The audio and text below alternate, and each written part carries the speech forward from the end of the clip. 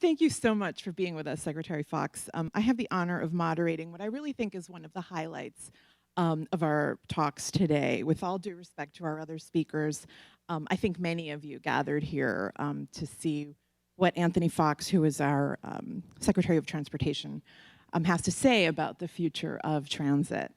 I wanted to begin with an issue that you speak passionately about, but also that kind of segues nicely from what the mayor and Pat were just talking about. They talked about the Purple Line and what that will mean to Crenshaw. And that's something that I think you've taken from LA and talked about nationally as a symbol of the intrinsic link between transit and economic development. Do you want to talk about that? Well, first of all, thank you so much, and thank the LA Times for hosting this event. This is an issue that I think is one of the major issues around income inequality and increasing opportunity in the 21st century. If we think back to our highway system was built beginning in 1956, pre-Voting Rights Act and a lot of folks being at the table in a way to make decisions. And as a result, a lot of the infrastructure was built in ways that were frankly divisive. The Century Expressway out here is an example, but there are examples in Alabama, there are examples in North Carolina, my home, where the highways literally cut through neighborhoods, divided them, and made it almost impossible for those areas to be economically strong. And I think what the Purple Line represents is a pivot away from the divisive kind of infrastructure and more towards an inclusive infrastructure that makes the infrastructure part of the thread that knits us together. And, I tell a story about Ladea Epps, who is a young mother who lives in Crenshaw. She decided, not having any construction experience, that she wanted to apply for a job working on the site. And so she went through one of our training programs through the Department of Labor. She ended up getting hired on the site. And now just think about the fact that she's part of improving her own neighborhood. This line is bringing in a whole new spate of development, new housing stock, new businesses, neighborhood services that weren't there before. But in addition to that, she doesn't have to take 3 buses to get to work. She can go right in her backyard, which gives her more time to spend with her kids. Parenthetically, she now says that more women should be working on these things because they get done better. So I think it's pretty cool to see the impact of transportation actually creating more opportunity and not falling into this trap of being divisive.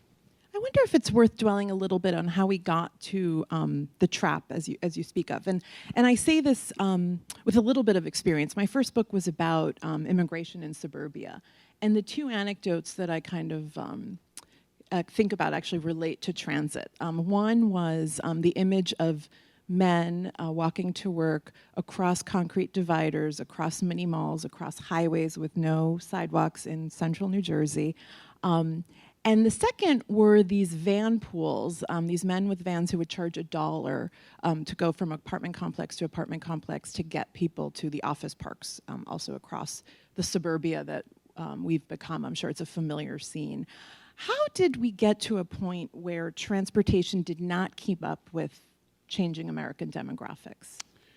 Well, you have to remember that the way that our transportation system works, in terms of how the money flows, 98% of it flows through state and local governments for our surface systems. And much of the federal dollars come through the Highway Trust Fund to the states. And so if the state is not particularly responsive to a given community, then you're going to see that reflected in how the infrastructure is built. And I think, frankly, a lot of local and state decision-making is to account for why we are where we are. And that's one of the reasons why, as I've talked about how we solve for this, I think increasingly we're seeing local governments, and LA is no exception. Mayor Garcetti and Mayor Villaraigosa before him really figuring out that we need to have more transportation optionality for people and urging the community to put the resources in place to do it. and doing it in a way that is inclusive. So I believe that if we were to put more federal resources in play for regions like the MPOs of America or cities, that we would actually see a much more responsive transportation system. I just want to ask a question of the audience real quick. How many of you are in some way your jobs are advocating for transit dollars? Okay, I wanted to get a sense of who you're talking to here because you were the mayor of Charlotte. Now you're in this federal role. What advice do you have for the folks who just raised their hands on this bridge that you're talking about between federal and local governments? Yeah, well, you know, we're still underinvesting in infrastructure. So I need to start with that. The Congress just passed a new 5-year surface transportation bill, and it puts... And there will be Q&A afterwards, so I know you're setting yourself up for that, but go ahead. No, so there's more money in place, but if you match it relative to the overall need, it's still a fraction of what we need. So we are not dealing with a flush system right now. That's the first thing to realize. Having said that, the states are still largely the repository of most of the federal money. And so having good representation and responsive representation on state boards of transportation, obviously having good, strong relationships with the governors are going to be really critical. And in California, actually, we have some of the best examples of well-working MPO systems that are bringing to the table their own resources, which puts them in a strong position to match federal dollars when there are things like transit systems that need to get built, because we don't fund 100% of any transit system in this country, and so the more you have available at the local level, the more likely it is you'll get funded at the federal level. So let's talk about something that's more future and forward-looking right now. What does the future of transportation in America look like? It looks crowded. It's kind of like the Tom Friedman book, Hot, Flat, and Crowded. I mean, I think we've got some big challenges. We have, population growth that's going to be just incredible. 70 million people by 2045, all competing for the same road space that the rest of us are competing for. Right here in the Los Angeles area, we did some looking, and you're going to have a 61% increase in population. You're going to be close to 40 million people in this region. So those roads that are crowded today are going to be more crowded. And we're also expecting a significant uptick, 80% more freight volume coming across the system around here. And so these are urgent issues. And sometimes I feel like, Noah trying to argue for building the ark because people don't really believe it's going to be that drastic. So do we need more investment? Yes, we need much more investment. The investment needs to be more multimodal in nature, so it doesn't just focus on roads. The more lanes you get, the more traffic you get. But there are modalities that can actually alleviate some of that traffic, including intercity passenger rail, good transit systems, bike ped, et cetera. And then I think we've really got to focus on giving more power to our mega regions in this country, which are the locuses of a lot of economic activity, and give them a real stake in trying to build transportation solutions for those regions. And then finally, interestingly enough, the other aspect of transportation is land use. If you build a sprawling area, you're going to, by definition, create more transportation needs for yourself, whereas if you build more densely and think about where the transportation assets are on the front end, you can actually reduce some of the load on the system. So all of these things. And then I also say technology is going to play a huge role. It's a huge variable for us going forward, but we can talk about that later. Can you relate the dense, the landscape that you're dealing with a little bit more intimately to California and the future of transit? I mean, I think, if I'm not mistaken, the 70 million figure, most of those are going to be, it's a population explosion in the West and is it the South? And so what does that look like? Does it change the region as being this vast populous, even the notion of sprawl, for example? and also transit's influence on other development Yeah. across our region. So, yeah, I think there are, first of all, I don't think any of us can really imagine what having 61% more population in this area really looks like. But, I think having good, smart land use plans in place for how you distribute that population in the best possible way is really important. That's local decision making. And frankly, it's not just LA City, it's regional thinking. So that's one thing. I think the biggest challenge we have in looking at the next 30 or 40 years is just think about how antiquated our transportation funding system is. I hate to keep harping on this, but we have a highway trust fund. You put 18.4 cents for every gallon of gas you buy into the federal highway trust fund. And we've predetermined over generations that 80 cents on every dollar should go to roads. And I happen to think that if you took the binders off of the Highway Trust Fund and allowed it to be used more flexibly, we would actually have the potential to have states and local communities actually thinking more openly about how they solve their mobility challenges. But that's something that the president and I are working towards with our latest budget proposal, which starts to put more money into multimodal investments, and I think that's hugely important because right now you're almost predetermined to build roads based on how the funding is set up. You mentioned technology and the role it's going to play. A few weeks ago, you issued a fairly important decision in regards to the driverless car. And I wondered if you could take us through explaining exactly what that decision is, because I think there was some confusion as to whether the government was recognizing the driverless car, whether we were saying Google is the driver or is it the operating system, and who regulates that. So I just wondered if you could explain what it was. And then I wanted to talk a little bit more personally with you about how you came to that decision. If you were, for example, have you been in a driverless car? I have, actually. So, my view of driverless cars is that they're coming. And we, the U.S. government, can either be in the engine room, so to speak, designing the regulatory structure for this, or we can take a more reactive position, which is probably where our default is.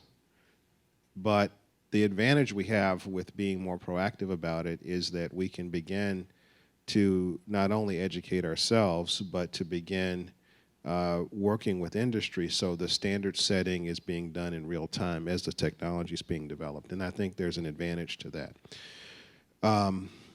So we see safety benefits from autonomous and connected cars. There's some studies that suggest 80% reductions in accidents, which is pretty astounding when you compare the fact that as human beings, we've had a steady decline in fatalities over time, but we're reaching a point where most of the reasons why we're seeing accidents have to do with human error. So if you eliminate that factor or mitigate it, hopefully we see better safety benefits. So that's one of the big driving forces for us. But how do we get there? We have a lot of different regulations that impact the car itself. Think about us as almost like the Consumer Product Safety Commission. We want to make sure that when you buy something in this country that it is safe. So our National Highway Traffic Safety Administration has a set of vehicle standards that every vehicle has to meet. And we went to industry and we basically said, tell us where our standards pose a challenge for driverless vehicles. So for instance, BMW came to us and said, we want to have a self-parking car. We want the driver to be able to step outside the car, apply the function, and have the car park itself. Well, our standards presuppose that a human foot is touching the brake pedal. And so that presents a direct challenge to that. And so we've given an interpretation that provides more flexibility, so now BMW can bring that into the marketplace. Similarly, Google asked us to consider the driver of the car as the driver, or the system that operates their autonomous car as the driver. We have indicated that we would interpret it that way. But that doesn't mean that that interpretation carries the day. There's still several other standards that Google is going to have to meet in order to get this into the marketplace. So I think it's one hurdle, one major hurdle that could have posed a challenge for a long time, but we've now made that decision. And just to clarify, did you define a driver yet? Well, heretofore the driver's been you and me. But now that there is capability for the vehicle to take on the same basic driving task you and I did, the idea that we would interpret that system, the software and the hardware that connects it, as the driver is a big change for us. And also to contextualize further, the regulation of operating system BMW, the state of California, there's many, many layers of potential regulation here. Is there thought at the outset to kind of pave that road a little bit easier? So one of the other things that we've pledged to do, and by the way, the president's put a $4 billion request in his budget for more research and effort around autonomous vehicles.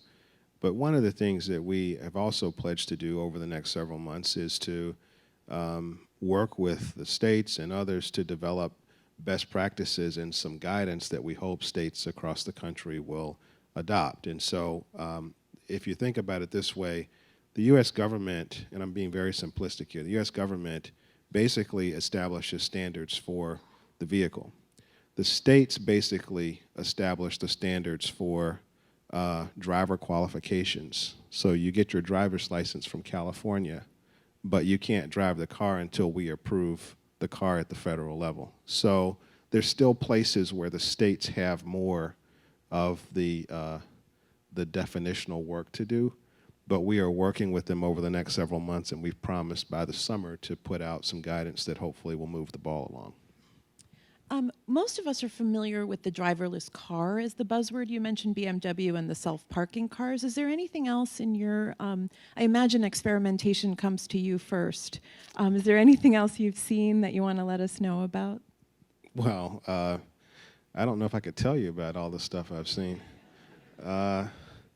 No, look, I think in transportation, this is a very exciting time, and I see this really across different modes of transportation. If you think about, we were first walking, and then, the wheel introduced, technology to make transportation move a little faster. And really, since the wheel, we've just been improving the technology that we control.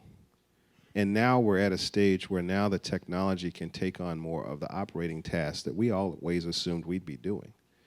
And whether it is, you call them drones, we call them unmanned aircraft, whether it is autonomous vehicles, whether it is new age technology that is now being placed in our cockpits of our planes to help us move more efficiently. There's a lot of automation that's coming into transportation, and I think it's exciting. There are obviously challenges with it. We don't want to put anything out there that's unsafe, and there's obviously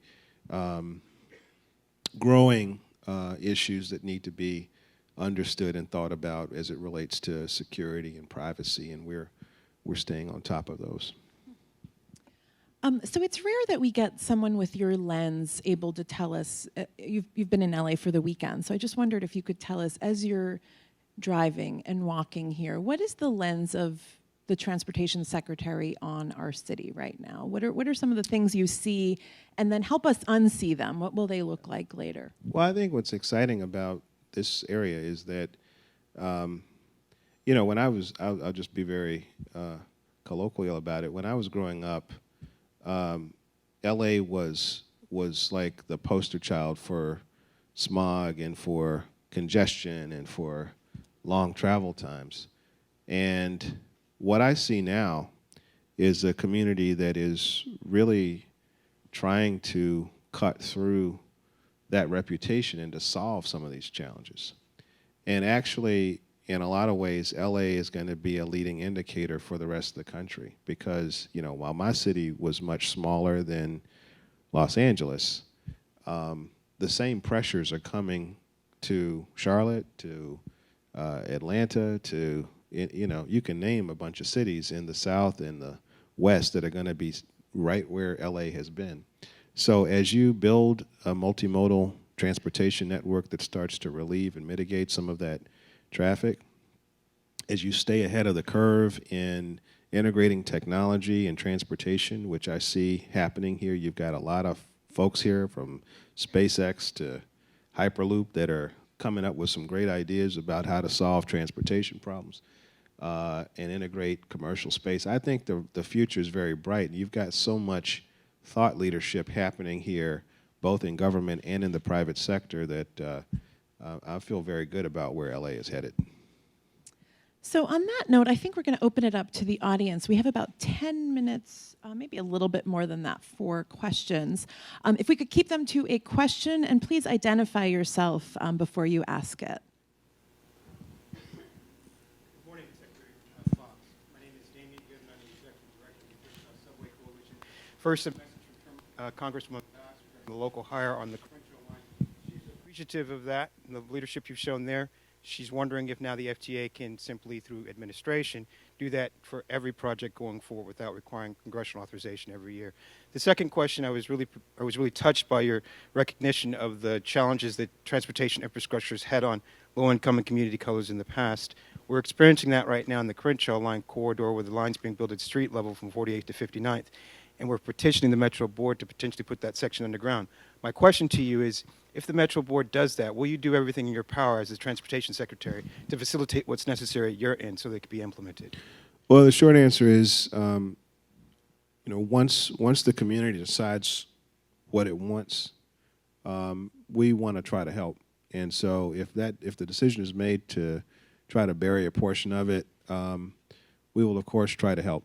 But we're going to rely on your transit agency to be the repository of community sentiment on that. And so I encourage you to keep working through those channels. And with local hire, you know, this is something that we feel very strongly about at the department. The idea that if a project's happening in your backyard, you ought to have the ability to work on the site. And I will use every bit of administrative power I have to continue, extend, and hopefully over time we'll see that program become permanent. Question right here. Oh. Geneviève Clavrol. I want to know when you are going to put some money to make sure the train that you are using in your metro are high quality and not so dangerous and shaking. That's absurd. You know, I come from Paris, France, and our train is high quality. Here, I only use the Gold Line, but every 2-3 weeks, you stop the traffic for maintenance repair. How come you need maintenance every 2 weeks? I think a lot of money, instead of creating new, is to make what you have better. So the point is well taken. I don't know specifically about this line, but we have, you know, close to $90 billion of unmet capital needs in our transit agencies across the country. And maybe this is a case where deeper investments in repair and maintenance would help improve things. You know, I would say that we're trying as hard as we can to make the case for dollars to be spent on safety enhancement and making sure that folks are maintaining their systems properly. And I'll take a look at this issue and see what we can do. Question right here. Thank you. My name is Randy Plaskoff, and my question is, if the federal government's involved, we hear about budget, we need money. What mechanism and how much do you think labor costs on a job construction is, and it seems like when you're seeing something being done, there's 12 people standing around doing nothing. Is there incentive programs or a mechanism to make sure the jobs are done faster, reduce the labor costs so those people could be working on another project, i.e. what happened after our earthquake, the 10 freeway? That was done very quickly and had an incentive to get it done. Yeah, look, so I'll give you my answer as a mayor, which is I'd like to see projects happen as quickly as possible. And I think our administration's done a lot to try to cut through other forms of red tape, like the permitting systems that sometimes take years and years before you actually get a project on the ground. We're working very hard at that. We believe that people should be paid a fair wage for what they get, what they do, and we don't shrink from that. But a lot of times, the implementation, that is to say, who's on the site, a lot of that comes down to the relationship between the project sponsor, which is usually either the state or the local government or an authority, and the private company that's doing the work. I'll certainly be happy to take a look at any examples that you have on this, but this actually fits into the larger statement that I've been making, which is that federal dollars go into transportation in a way that I don't think we would expect education dollars, for example, to go into education, because we actually deploy huge sums of money and we harbor the expectation that those who are deploying that money at the state and local levels will do it efficiently and effectively. There is no, per se, check on how those dollars are being spent at the federal level. And that's part history, but I think as we continue to have limited budgets and underinvestment, the argument I'm starting to make more and more is that we should think carefully about how we're using those dollars. Not just spending it all on roads, and making sure that we're getting the most mobility out of the dollars we spend. Back here. Yes, Sean Landris. I'm from one of the 87 other cities, Santa Monica. Could you speak for a moment about the nexus of transit and affordable housing? One of the debates obviously pending here is that we see folks who are concerned about density and infill complaining about traffic, and yet transit-oriented development reduces traffic. So what data or framing could you offer us in LA County to help advance the conversation around affordable housing as it relates to transit? Yeah, I think transit is one of those areas where, you kind of get both. You used to think that you use transportation to go from your doorstep to opportunity. But when transit is done right, it actually brings opportunity to people's doorstep. Now, the trick, though, is that a lot of times when you're doing infill transit, if you haven't developed a good land use plan and you haven't thought about the growth pressures that come with that transit investment, it can end up creating a situation where the values go up and the folks who've been there for years and years end up getting pushed out because of the financial pressures involved. And that's why communities that have things like inclusionary zoning ordinances and make effective use of affordable housing incentives along transit lines have a better chance of creating the kind of sustainability that's necessary over the long term.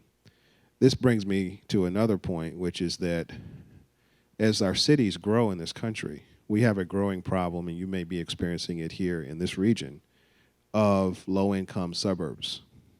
And low-income suburbs are, I think, particularly troublesome because people are moving out because of either financial pressure or because they feel like they're moving closer to a job.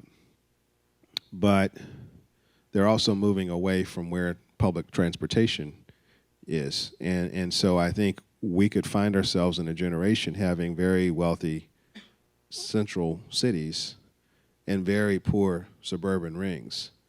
And that would be a big challenge for us from a transportation standpoint as well as an overall opportunity standpoint. Are there, just to piggyback on that question, are there any models where exurbia is coming back at a faster clip? I mean, certainly, I think we saw a lot of people nodding here because California housing crisis, there's a lot of communities like the ones you mentioned that have not yet recovered from the recession. Are there any examples nationally that are models of this? You know, I see them in pockets. I don't know that anybody's got this licked. You know, like I think this is something where every place around the country is trying in their own way, but I don't know that there is a magic bullet here. This is one where, and I tell you, it's particularly challenging when you have like a metro authority that's putting the transit in, and then you have a bunch of local communities strung along that asset that are having to make their own individual zoning decisions. It's very hard to get a strong symmetry of policy when you've got, you know, sort of a number of jurisdictions involved in trying to figure it out. And that's why one of the big things I would say is that the MPO system, I believe, was designed to help us solve some of this, to try to Could you just explain the MPO system, because you've mentioned sorry, it twice now. Yeah, these are called metropolitan planning organizations. And back in the 1990s, the idea was that we would create these sort of regional boards that would help advise the state on transportation priorities. And in California, you have some that you've actually dedicated resources to so they can actually build projects on a regional basis. That's a pretty good thing. Where I'm from, it hasn't worked quite as well. We had 17 counties of economic influence, and we had 5 MPOs within that region, so we really didn't have a regional conversation. And when you have your local leaders in each of these jurisdictions talking about zoning and talking about how to solve for some of these problems, and they're doing it together, it's so much easier to create a real dedicated approach to it. But when people are doing different things along the same route, that's when you start to get into some trouble. So I don't think we've got a model that I would hold up as pristine yet. I think we've got a lot of good examples of things, but nothing that I would say is like a go-by yet. Got a question here. Hi, Secretary Foxx. Fernando Cáceres with the Trust for Public Land. Great segue to my question. In California, we're testing SB 375, Sustainable Community and Climate Protection Act, which basically sets greenhouse gas emission targets for those metropolitan planning organizations. What are the prospects of doing that at a national level, seeing that transportation is the second largest source of greenhouse gas emissions, to really tie the land use and transportation and create an incentive so that MPOs that have good land use transportation links, you know, get priority or preference for who you fund? Look, I'm totally for creating standards for us to reduce greenhouse gas emissions in transportation. In fact, President Obama has gone very far in terms of lifting CAFE standards for automobiles so that our automobiles are becoming more fuel efficient. We've extended that to heavy and medium-sized trucks. But here's the thing with MPOs, and this is purely coming from my local experience. I don't think we should tell MPOs to reduce emissions if we don't give the MPOs the resources to actually do it. In other words, I think we kind of have this system where we say to the states, spend the money how you want. You know, maybe give a little bit to the local communities. And then we say to the MPOs, okay, fix our emissions problems. And I think it is right to have the MPOs focusing in on that. But I think the shortcoming we have is that we just have never given the MPOs a real bundle of resources to actually do it, other than asking the state to maybe change some of their decisions. So that's a place where I think attention needs to be paid. And that's actually one of the things the president's budget does, is we actually begin putting real investments on the table for MPOs so that they're not only being asked to be graded by how much emissions are happening in their area, but they actually have resources they can spend to actually do it. Hi, Secretary. Marco Anderson with SCAG. I work for the local MPO, so I wrote that down. Give MPOs more money. I like that one. My question was more getting back to the idea of the future of transportation technology. And one of the question I had for you is, in the federal structure, you have NHTSA that deals a lot with the vehicle safety, as you said, and really works with automakers, but they work on the technology within an individual car. And then you have the U.S. DOT, which and the Federal Highway Administration, the Federal Transit Administrator, which deal with the systems, the roadways as a whole system and the transit as a whole system.